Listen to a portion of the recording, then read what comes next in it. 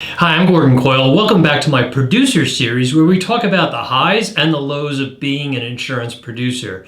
And today we're going to go back to the very beginning of every producer's career on how to pass the P&C exam. So this video is focused on those of you who are thinking about or wanting to get into the insurance business.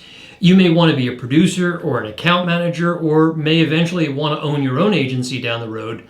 And the first step for many of those occupations is getting your P&C license, which means you've got to pass the exam first. If you've been out of school for any length of time, the thought of even taking an exam may strike terror in your mind. I get that. And if you've not worked in the insurance business for a while, taking an exam about insurance can also be terrifying. So let's start off there. The fear of failing, the fear of taking an exam, or whatever fear or uneasiness or terror you may be feeling. Stop.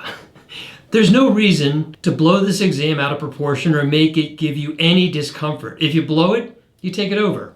Fail it again? No worries, you take it again. There's no shame in failing the exam. I've had good producers who have failed their licensing test 3 or 4 times, but eventually did pass and made a good living selling insurance. So the first step I want you to take is to have perspective and relax. Now, I don't want you to be complacent here and think that the exam is no big deal. There's a balance between having perspective and being realistic. Okay, with the fear and the terror thing out of the way, let's get on to my tips on how to pass the exam. First thing to understand is, how do you best learn things? There are 4 predominant ways a person takes in information, understands it, and remembers it. They are visual, auditory, read, write, and kinesthetic. I'm going to go over this briefly, but you should look it up and find out what style of learning suits you best, and then use that style to your advantage. Visual learners learn through seeing. They learn by seeing diagrams, flowcharts, pictures, and symbols. Long lectures would bore visual learners. When visual learners study for an exam, they do best to take notes using highlighters, colors, rewriting materials in different colors, or using symbols and charts. Auditory learners, on the other hand, learn through listening. So long lectures, podcasts, recorded tutorials are good tools for these types of learners. Reading your notes out loud, discussing concepts with others, and notes on tape are all good ways of auditory learners to digest and retain information. Read-write learners, as you would imagine, these people learn through good note-taking, and they read and they write things down. I think most of us are read-write learners to some degree. It's probably the most common form of learning. I know that's what works for me. But finally, there are kinesthetic learners. These folks use all of their senses to learn by doing.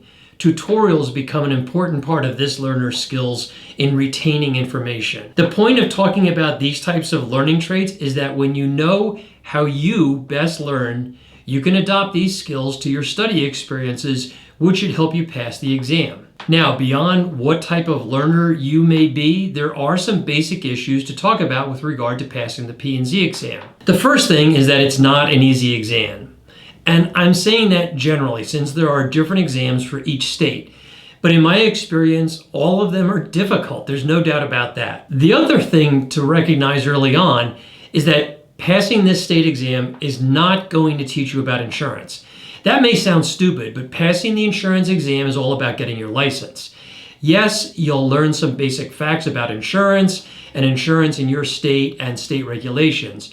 But you're not going to learn how the insurance business works or how to sell insurance through this exam.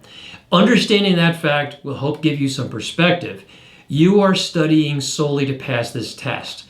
You are not studying to obtain practical knowledge of how insurance works or how you sell insurance. The other point about this perspective is that you're not trying to get 100% right. You're just trying to pass.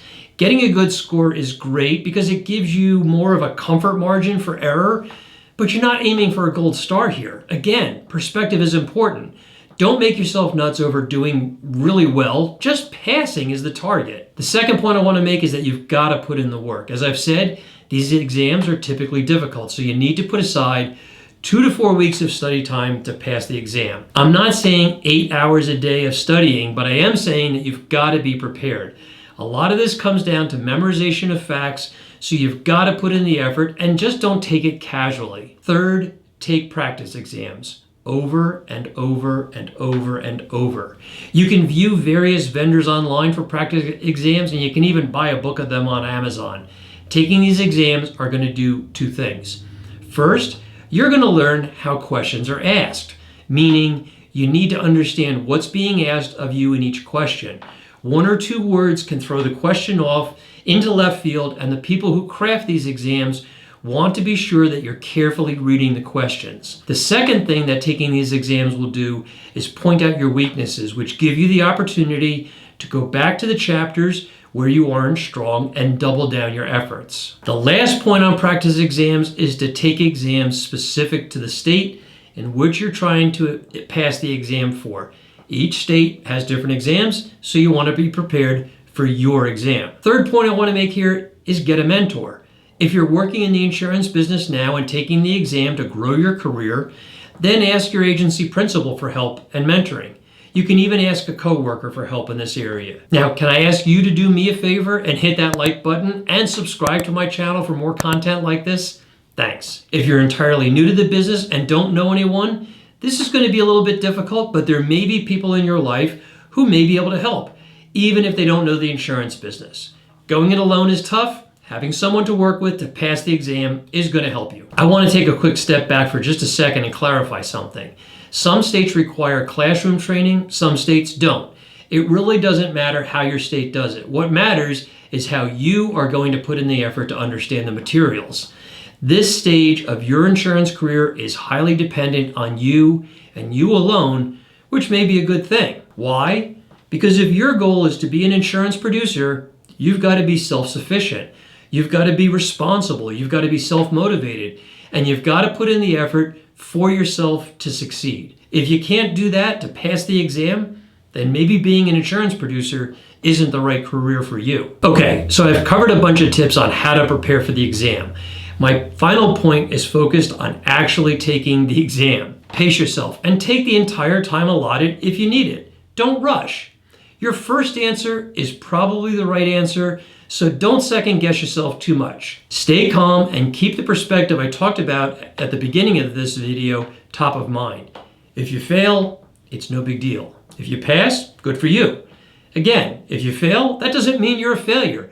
It probably means you need more preparation. So, I hope these ideas are helpful to you in your quest to pass the P&C exam in your state. To me, there's no perfect formula for learning how to get through this test. As I mentioned, everyone has different learning styles and experiences. The best advice I can offer you is to put in the work so you can walk into that exam confidently. Take your time, don't put too much pressure on yourself while actually taking the exam, and know that in the back of your mind that failing isn't the end of the world. You can always take it again and better prepare. If you like this content and found it helpful, hit the like button and subscribe. Thanks.